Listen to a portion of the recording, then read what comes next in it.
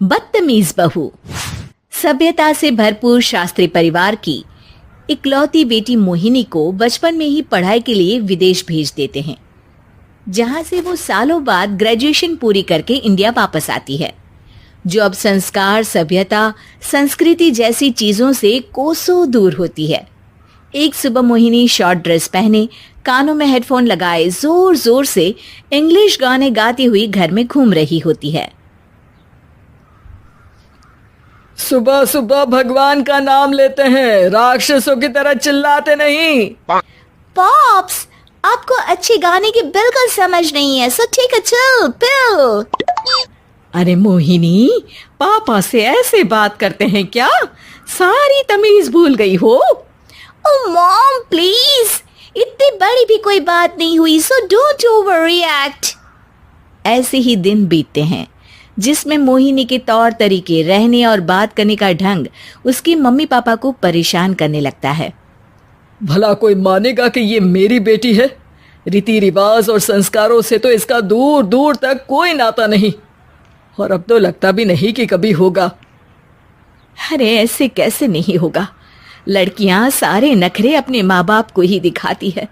ससुराल जाकर उन्हें सब कुछ करना भी पड़ता है और मानना भी। पत्नी की बात शास्त्री जी समझ जाते हैं और कुछ ही दिनों में अपने से भी ज्यादा धार्मिक परिवार में निखिल के साथ मोहिनी का रिश्ता पक्का कर देते हैं। रिश्ता तो पक्का कर दिया, पर यहाँ मोहिनी को कैसे मनाएंगे? शादी ब्याह के मामले में आटे में नमक जितना झूठ तो चलता है जी। इसी तरह एक के बाद एक तिकड़म लगाते हुए दोनों मिलकर मोहिनी को शादी के लिए तैयार कर लेते हैं और मोहिनी निखिल की शादी हो जाती है, जिसके अगले दिन से ही मोहिनी दोबारा अपने पूरे अवतार में शॉर्ट ड्रेस पहनकर घर में घूमने लगती है। बहू को ऐसे देख सास की आंखें फटी की फटी रह जाती हैं। अरे ये क्या बेशर्मी है, हमारे घर की लड़कियां जींस तक नहीं पहनती और तुम बहू होकर इतने छोटे कपड़े पहनकर पूरे घर में घूम रही हो। सीरियसली मॉम, प्लीज आप अपनी इस 80 के दशक वाली सोच में मुझे इंक्लूड मत करो। हाय तौबा, एक तो बेशर्मी दिखाती है, ऊपर से सास के साथ जुबान भी लड़ाती है। अरे जल्दी कपड़े बदल कर आ, घर की पहली आरती तुम्हें ही करनी है। इतनी देर में निखिल भी वहां आ जाता है। माँ, पापा आने वाले हैं, पूजा का सारा सामान तैयार है ना? ये पूजा हमेशा मेरे बॉयफ्रेंड्स के पीछे पड़ी रहती थी और अब हस्बैंड के पीछे भी आ गई।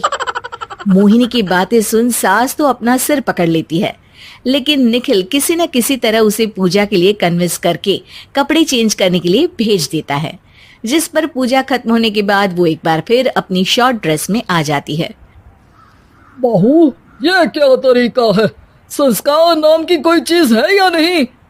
नहीं ससुर जी, संस्कार मेरा दूसरा बॉयफ्रेंड था, अब तो मेरा उससे कोई कांटेक्ट नहीं है। मोहिनी का जवाब सुन के ससुर तो भगवान नाम जपते वहां से चले जाते हैं, लेकिन सास बहू के बीच कहासुनी फिर शुरू हो जाती है, जिसे इग्नोर करते हुए मोहिनी घर से बाहर चली जाती है और देर रात घर वापस आती है। मोहिनी, मैं जानता हूँ कि तुम विदेश में रही हो और तुम्हें वहीं की आदत है, पर यहाँ चीजें कुछ अलग है। अगर तुम उस हिसाब से कुछ एडजस्ट कर लो तो सबके लिए सही हो जाएगा। I am not in a lecture mood. Good night. अगली सुबह मोहिनी देर से उठकर एक बार फिर उसी तरह सबके सामने आती है, जिस पर उसकी सास कुछ बोले उससे पहले ही मोहिनी की दोस्त मोनिका और रेचल वहां आ जाती हैं। Oh hi darling, how are you? OMG, we missed you so much. I missed you too darling. Ram Ram, इन्होंने तो तुमसे भी छोटे कपड़े पहने हैं। अरे तुम लोगों के अंदर कोई शर्म लिहाज बाकी भी है या सब बेच खाई? मोहिनी, तुम्हारी मेड कुछ ज्यादा नहीं बोलती? इस पर मोहिनी की दोस्त उसकी सास का मजाक बनाने लगती है, जिसे सुन निखिल उन्हें जवाब देते हुए कड़वे शब्द सुना देता है और वो सुन के वो दोनों तो मुंह बनाए वहां से चली जाती है, लेकिन गुस्से से लाल मोहिनी वहीं खड़ी निखिल को घूरती रहती है। घूर क्या रही हो? तुमसे शादी की ये सोचकर कि विदेश में पढ़ी लिखी हो, घर में कोई पॉजिटिव चेंज लाओगी, अपनी करियर के लिए एम्बिशियस होगी, पर अपने इस बिहेवियर से उस पढ़ाई के साथ साथ अपने मम्मी पापा के नाम को भी डुबो रही हो। अगर तुम्हें ऐसे ही हाल रखना है तो यहाँ रहने की कोई जरूरत नहीं है। निखिल की बातें सुनकर मोहिनी रोते हुए घर छोड़कर अपनी मम्मी पापा के पास वापस आ जाती है। ससुराल में सब कुछ ठीक तो है? वो अपने आप को समझते क्या है? मोहिनी पर चिल्ला रहे हैं? मैं क्यों उसके इशारों पर चलूं? मैं अपनी लाइफ अपने तरीके से जीना चाहती हूँ और वो ना आप लोगों को मंजूर था और ना ही उन्हें है।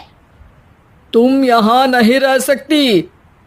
अपने पापा की बात सुन के मोहिनी हैरान रह जाती है। हाँ, तुमने बिल्कुल सही सुना। अगर तुम्हें अपने इस घमंड, बेशर्मी और बदतमीजी में ही जीना है तो तुम यहाँ भी नहीं रह सकती। बेटी, मैं मानता हूँ हमारे यहाँ रीति रिवाज बहुत मायने रखते हैं और हमने उन्हीं के ओवरडोज से बचाने के लिए तुम्हें विदेश भेजा था। एक लड़की जो शादी करके घर और बच्चे संभालती है, उससे तुम अपने आप को ज्यादा समझ सको इसके लिए भेजा था।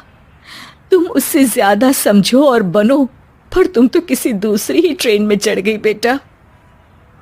उसके मम्मी पापा बहुत देर तक मोहिनी को सारी बातें समझाते हैं, जिन्हें सुनकर मोहिनी को अपनी गलती का एहसास होता है। वो जॉब ज्वाइन कर लेती है और ससुराल वापस आकर उन्हें मॉडर्न बनाती है और खुद भी कुछ रिवाज सीखते हुए खुशी से रहने लगती है।